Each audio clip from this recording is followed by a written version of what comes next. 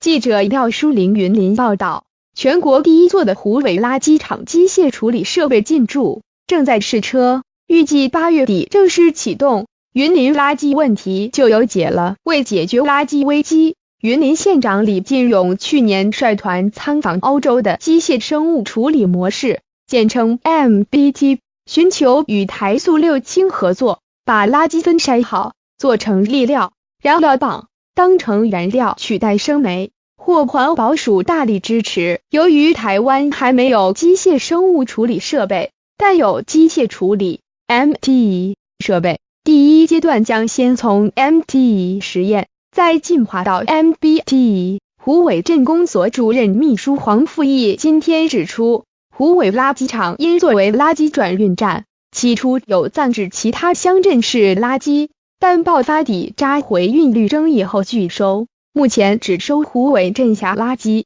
但总堆质量仍有8000吨，所请推动垃圾减量有成，单日垃圾量亦从40公吨减到20公吨。黄富义强调，县府推动垃圾机械生物处理，机械处理部分正在虎尾垃圾场试车，预计8月正式运转，再制成燃料棒可以循环再利用，地方各界乐观其成。